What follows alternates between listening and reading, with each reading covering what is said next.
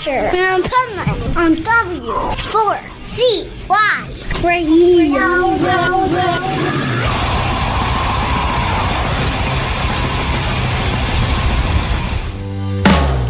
Looking back at the days gone by, I reminisce and wonder why.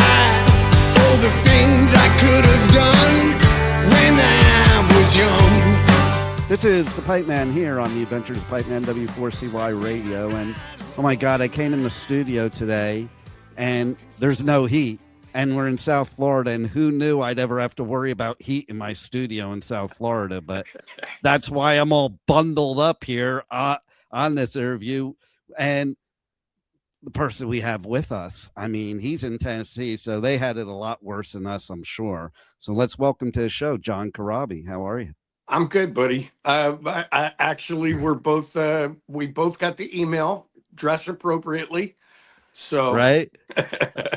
I'm like, I was thinking to myself too when I got in here. I'm like, oh, I'm gonna look pretty stupid, all bundled up. Well, you know what? I finally have power after, I don't know, Nashville. Unfortunately, I was just telling you, we had a snowstorm. Then it stopped snowing. It rained, but the temperature dropped like 20 degrees overnight. So last Friday, whenever it snowed, it was either Friday or Saturday, power went out about 5 o'clock in the morning because all the trees in Nashville, they were covered in ice, and the weight. Wow. They were just falling and pulling the power lines down and electric poles.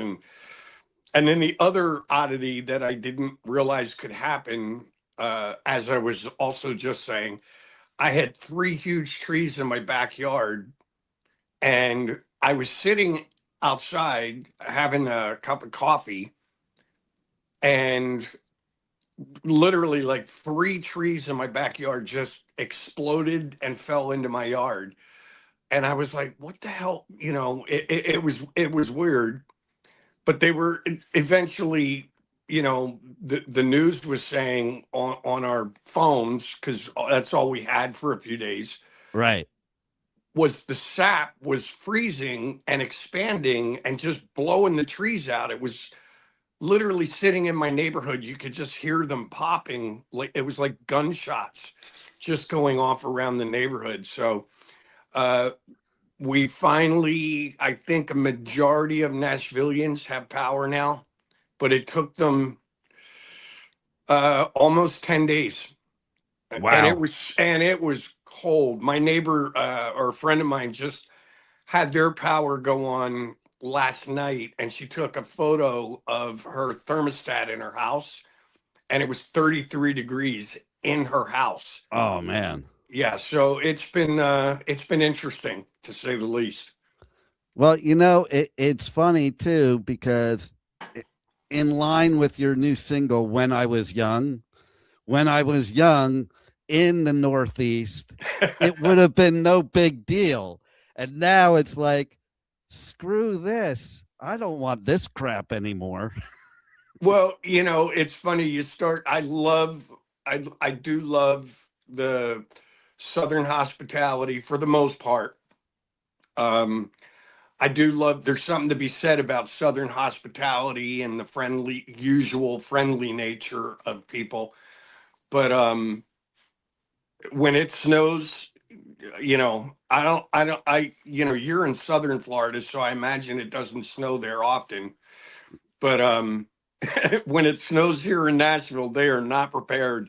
It's like, you might as well just have a zombie apocalypse, because it's about the same, you know, whatever. Well, let me tell you what they did here for safety reasons.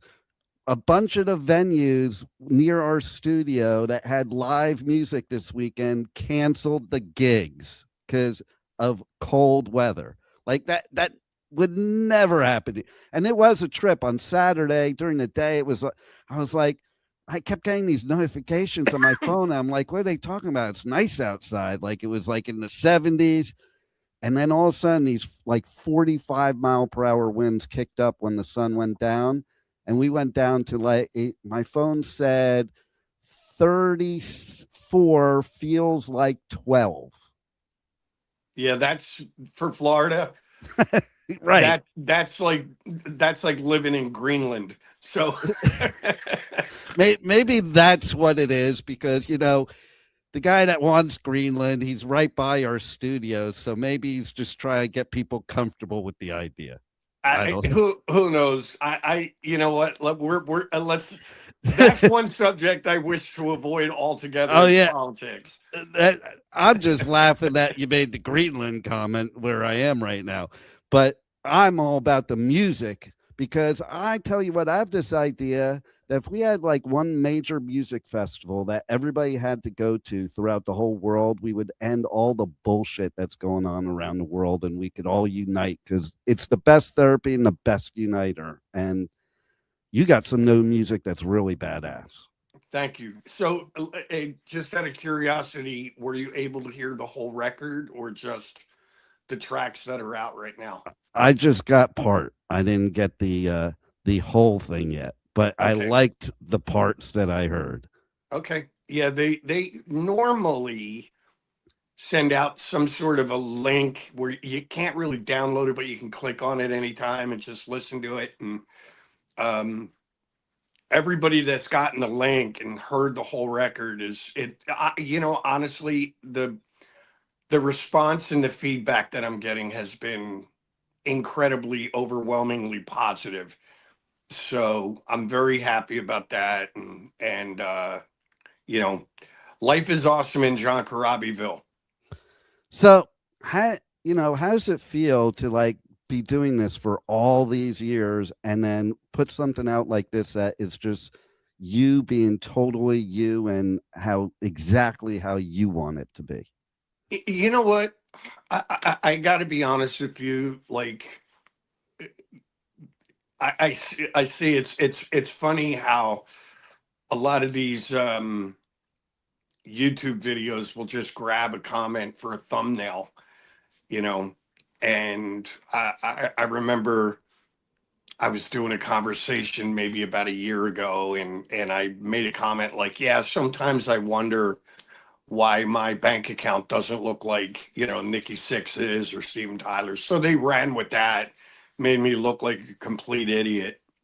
But it's funny, man. I've kind of I had an odd path in my musical career, and I've had some ups and I've had some downs, and you know, it just made me reevaluate some of the things, or the things that are important. And so I tend to look at the little things, you know, like, I don't know, health, the fact that we wake up at our age, the fact that we even woke up and we're able to start a new day, you know what I No mean? doubt. No pun intended, is a blessing. And if you would have asked 16-year-old John Corabi if he'd still be doing this at 66 or 67, I probably would have said no. So you know, honestly, again, I just did my, you know, this is my 19th record of new material. I still get to travel. I'm getting ready to go on tour with the guys, start in Europe and the UK. And, you know, life is good, man. I'm still able to make music and do interviews. People still have some interest in talking to me, as we're doing right now. So I just feel blessed. You know what I mean? I don't, you know, long story short, I just feel every day very blessed that I'm able to do something I enjoy doing, and I still make, you know, a reasonably good living at it. So life is awesome. It's also awesome too, because as somebody myself who was my dad moved me to from New Jersey to in 1980 to LA, where I hung out on the Sunset Strip and all over there during my teenage years. And the fact that we even made it to this level of life and got out of that alive, that's a blessing in and of itself. Yeah, again, without being political, I find it humorous that a lot of my friends that I knew back in the day on the Sunset Strip, for whatever, to each his own.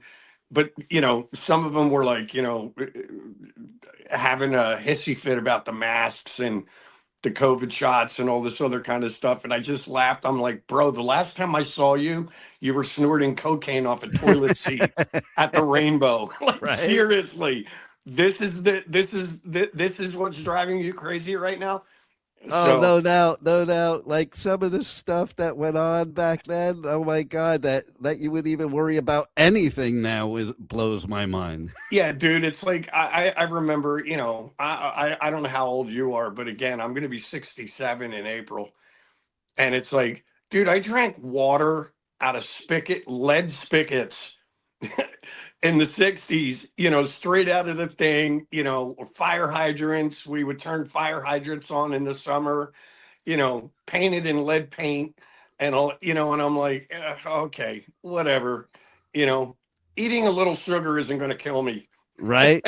Yeah, I'm 59, so yeah, like you weren't even allowed to come home if you were thirsty and you knocked on the door and said, I'm thirsty. Your parents told you to go drink out of the spigot.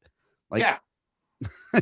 Yeah, it was like, what was Kool-Aid made of back then? It was like, magic marker juice. right. You know what I mean? It was like whatever. But, like things have changed a bit, so that's why I'm just like, I just laugh at, actually both sides of the fence, things that people get upset about. And I just laugh and I go, you know what?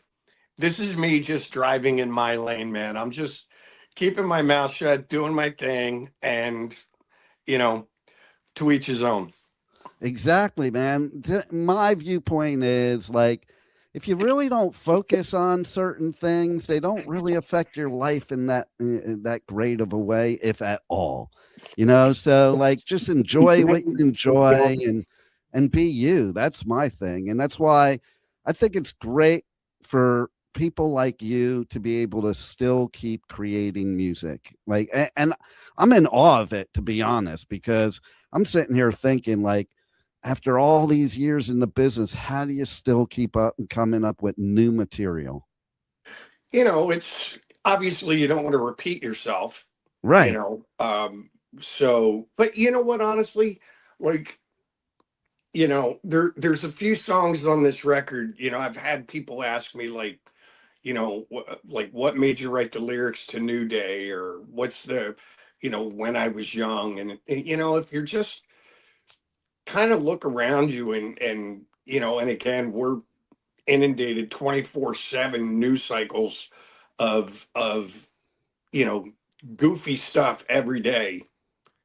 There's plenty of shit to write about, you know what I mean? No doubt. So I just look at life, put pen to paper, try and come up with a melody that I haven't used before in the past. And but if you just look around you, there's plenty of stuff to write about.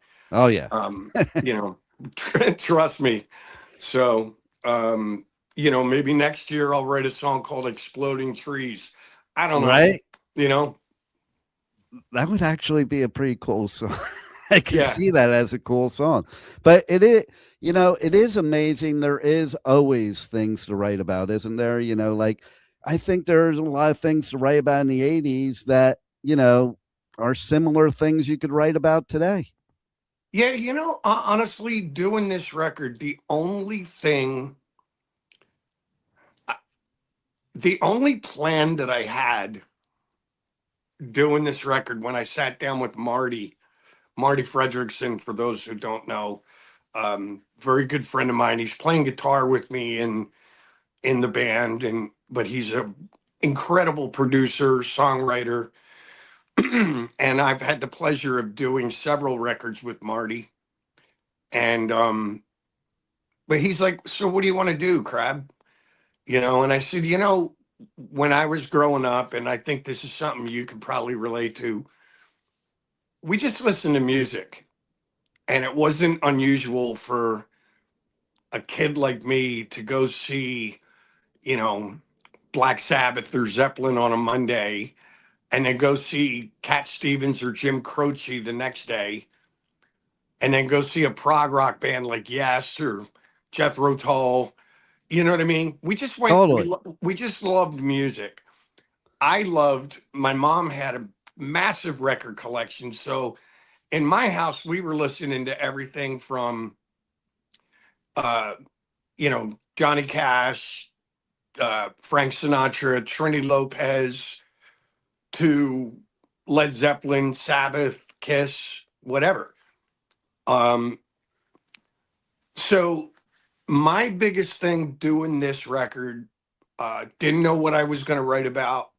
All I told Marty is I want to go back to the day when the bands, and again, you'll understand this, but the bands that I grew up listening to didn't have rules.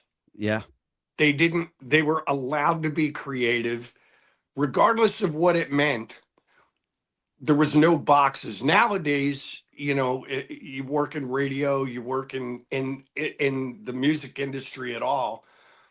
As soon as you come up with a song or an album, everybody, the suits, I'll call them, the people in charge, immediately try to figure out, okay, what box does this record go in? Mhm. Is it heavy rock? Is it classic rock? Is it, Americana, country, blah, blah, blah. And they're just trying to put things in a box. And I didn't want that. And, even somebody heard the record and they were like, oh, you're living in Nashville now. So I can kind of hear like in some of the songs, a bit of a country influence. And I go, not really. It's got nothing to do with Nashville at all. And then I kind of proceeded to tell him, I said, listen, man, like, to me, music started with really American music, started with the blues. Yeah. That was the root. And then all these little offshoots started coming off, whether it be country or rockabilly or rock, whatever. It all came off of that tree trunk. You know what I mean? And I said, if you go back and look at the early Beatles, the Beatles covered Buck Owens' Act Naturally. Yeah. That's a Buck Owens song. And then if you listen to bands like the Rolling Stones, you have songs like Honky Tonk Woman, I'm Just Waiting on a Friend, Dead Flowers. They, in this day and age, they could be considered country songs. Yeah. Yeah. And then even a band like Led Zeppelin, I think it was it In Through the Outdoor? They wrote a song called Hot Dog, which is kind of a rockabilly. It's kind of Americana type of song. So, but that's what I loved about all those early bands. I love bands like AC/DC and Priest and Iron Maiden that do what they do and they do it well. But I was more inclined to listen to the bands when you went track to track. You had no idea what was coming next. Do you know what I mean? Oh, totally. And I just wanted to get back to that. The Creedence Clearwater Revivals, the Bob Segers, and, some of these other bands that I just mentioned, Zeppelin, Beatles, Stones, so that was my only rule doing this record. No boxes. We're just going to write. And if we like it, it's going on the record, period. I love that because think about it. The Beatles and Zeppelin both. I mean, almost every album was a different type of genre if you labeled it by today's standards. Yes.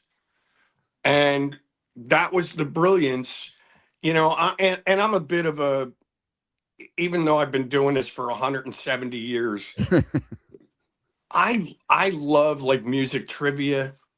I'm a bit of a nerd. My wife laughs all the time because I'll tell her, she's a bit younger than me. So I'll sit there and tell her stories about, oh, the Beatles sold out Shea Stadium in 6 weeks, but Grand Funk Railroad did it in 72 hours. And, all this weird stuff. And, the fact that Zeppelin locked themselves away on Zeppelin 3 and did what a lot of people considered was their acoustic record. You know, and they got slack for it. They got a lot of shit for that. You know what I mean? So I just love the brazenness and the creativity of some of those old bands. You know, and then it was funny. It was funny after Zeppelin 3, they locked themselves in the studio. They said, all right, you know, and they get together and they did what is considered their masterpiece, Zeppelin 4, Right. you know. But then they said, well, you know what? We're not going to put our name on the record. There's nothing on the cover or the back that even remotely says Led Zeppelin. They're like, nope. The label was like, you can't do that. I remember that too. Yeah, you cannot do that. And guess what, folks? That record went on to sell 26 million copies. Well, and look at, like, it happened with a lot of bands. Look at Metallica's Black Album. Yeah. You know, and it's just, I love bands that are not afraid to go against the grain. You know, and just do what's in their heart, you know, do what's in their head, whatever sounds they're hearing. You know, I know a lot of people give Metallica grief over the Saint Anger album. But I actually liked the album, and I was at their first show ever in LA, and I liked the album. Yeah, it's like they did what they wanted to do. And Yeah. and my thing was the only thing that I wanted to do on this record was just write some really great classic 60s, 70s sounding record, you know, songs. And I did not want to be pigeonholed and put into any box. As you shouldn't be. Like, you were bringing up the Suits before. I believe the Suits have their place, but their place should not be in the creativity. Leave the creativity to the artists and the business end to the Suits. That's my viewpoint. Because if you're the artist, you know what creativity is flowing out you. It's not a formula. It's just something that comes from inside. Yeah, and it's, you know, everybody's got their thing, you know, and I agree with you. I agree, like, a band should formulate their sound, put their album together, and then turn it in, and it's up to the manager and the record label to sell it. Mm-hmm. You know, but like you said, the creative part has to lie with the band. I mean, you know, I've never been a guy I'm just not one to just go through the motions of, you know, and do something for the buck. I just can't do it. So to me, you know, I've had, you know, all throughout my whole career, people are like, well, you know, this record, you know, what were you guys thinking when you did this record? Or, you know, were you guys trying to write, you know, whatever, this song for radio or da da da? And I'm like, no, I've never been that guy, especially in the Scream, that very first band that I had. I learned a very valuable lesson. We were up to be on MTV with the Man in the Moon video, and we got bumped. I think it was 2 weeks or 3 weeks in a row. We were scheduled to have our video release on, you know, MTV was going to put it out. And then all of a sudden, I don't know if you remember this or not, but Bart Simmons, they did a thing called the Bartman. I think I remember that. Yeah, it was a video, and they released it, and it bumped us 2 weeks in a row. So at that point, I went, you know what? All I can do is the best I can do in the studio and writing the songs. And after that, I have no power over that. If that's what, you know, the Suits want to put on, then, you know, have at it. So it is what it is. Well, my hat's off to you for staying true to being an artist, especially from those times, because there's so many that didn't, and then later they wanted to go back to it, but once you stray, it's kind of hard to go back to being who you are and Well, people wanting it. yeah, and that's the thing. Like again, you write songs. To me, if I wrote songs that I thought uh, would work with other people and not stay true to myself first, then I'm going to be sitting on stage playing songs that I'm miserable about. Exactly. You know what I mean? And it's like I'm just doing it for the cash, And people and can tell. Like and if they I'm can out see there, I that. can tell. Yes, the audience can see that. So my thing is, if if it if if the song is kicking me in the ass, I'm good. Put it on the record, and then let the chips fall where they may. So you know what, though, so far so good. We released 2 singles from this thing, and the response has been great. I'm getting, like I said, great reviews, positive feedback from the fans. That's all I can ask for. And what I heard from it too is going back to what you were talking about, even because I say it a lot these days, is like going back to those times of actual musicianship. Instead of just having a formula, it's real music. It's real. Yeah, and I mean, for me, to each his own. Again, like I've been asked, especially with, because I was in the band for a minute, once Mick and Motley were doing their thing back and forth, and there was all this talk about, you know, uh, lip syncing and tapes, and all these people ask me, how I feel about it, and I'm like, it's irrelevant how I feel. It doesn't matter, and I know there's plenty of bands. I can't remember that. God, they were huge there for a minute. Oh, Milli Vanilli. No, no. Well, I mean, even Milli Vanilli, like they were massive, and then they're like, oh, the tape skipped, and they were lip syncing, and you know, but bands like Def Leppard, I think they're great. One of my wife's favorite bands. We go see them anytime they're in Nashville. We go see them, and it's obvious that there's some enhancements going on. Joe's singing, the band's playing, but there's some backing tracks going on. Even in Motley, when I was in the band, we used some backing tracks to enhance the backing vocals. And uh, like we had a song called Misunderstood, which had a 63-piece orchestra. But Mick was playing, I was playing, Tommy was playing, Nikki was playing, and we just used the orchestra part, you know. So bands have been doing this forever. And if that's what they choose to do, awesome. Great. Have at it. I'm not going to judge somebody for trying to make their show the best they can, you know. Now, do I do it? No. Like I like personally, I like the old Stones Aerosmith approach, just a wall of amps, just go out there. If you have five-part harmonies, on the studio album, then okay, so Mick and Keith are just going to cover it now.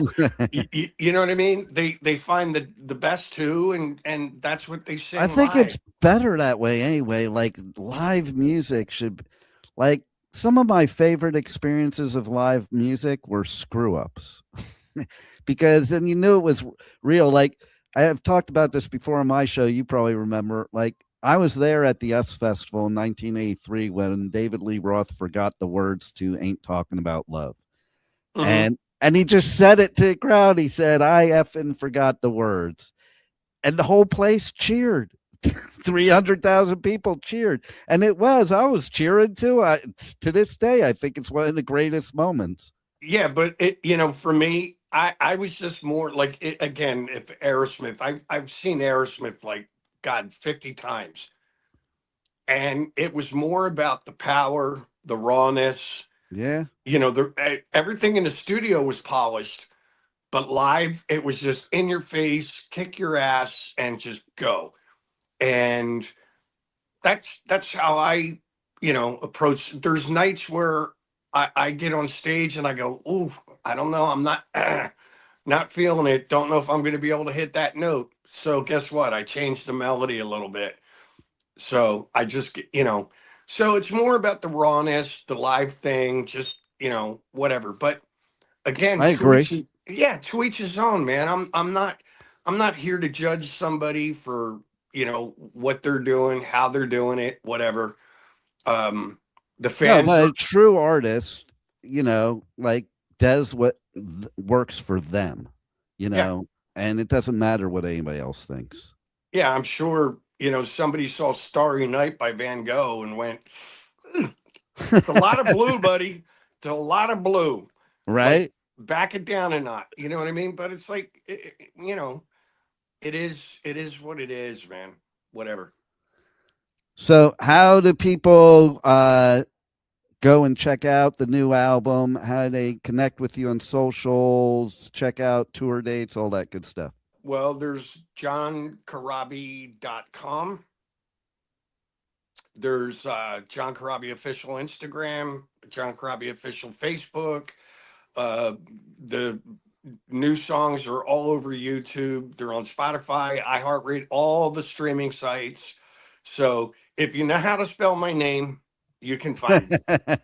Just please ignore the FBI most wanted stuff. I know, right? Some things have to stay in the 80s. Yes. All I know is I can honestly say I was not on Epstein Island. Well, there you go. And I can honestly say that I love the fact that whatever happened at the Sunset Strip, there's no record of it. That we know of. That we know of. It's just talking about this the other day about like nowadays, everybody takes their phone and records when they go to a show. And I'm thinking, man, you didn't even think about that. You just went to a show and enjoyed, and you didn't even care about having pictures or anything like that. No, not at all. You know what I mean? And even now, like, I don't, I have a bunch of fans ask me all the time, like, hey dude, are you cool with us like filming your show with our phones or cameras? Or I'm like, yeah, knock yourself out. I mean, the amount of money you guys are paying for the freaking tickets. I know, right? Yeah. And it's like, is everything always going to sound stellar? No. But this is a face that doesn't care. Like, there it is. There's not going to be, there's some videos that are going to be distorted. Sounds like I'm singing a little out of tune. But I hope that the people that were there will stand up in my defense and go, nah, it's just distorted. He wasn't singing out of tune. It's all good. I love it. I love the attitude you have. I love your new music, all of your music, but everybody definitely has to check it out. And, there's lots of stories we could talk about of when I was young, for sure. Absolutely. Yeah, I'm sure there is.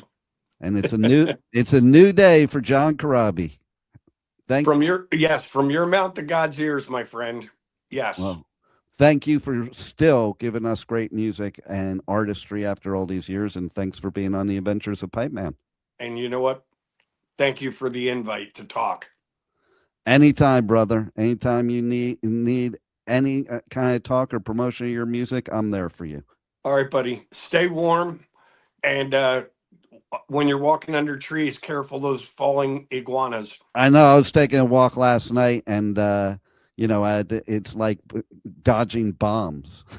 So, just not to sound weird, are they just like in like some sort of suspended animation, or yeah? No. It's their protective thing to basically so that they don't get sick or nothing happens to them. They get in this catatonic state. So it's kind of like the alligators with their nostrils out of the water in the freezing. Totally. Okay. Yeah, that's pretty awesome, man. It's pretty wild. I've seen it. It's wild. I wish I could do that. I would put myself to sleep and wake up like, well, no, never mind. I might want to go backwards. That's if I can what I was figure just that thinking, out. Yeah, If is there a way to go backwards? If I can figure that one out, that would be stellar right there. Yes. All right, my friend. Well, stay warm, buddy. You too, brother. Hey, kids. This is John Corabi, and you are listening to the Pipeman on W4CY Radio. Turn it up.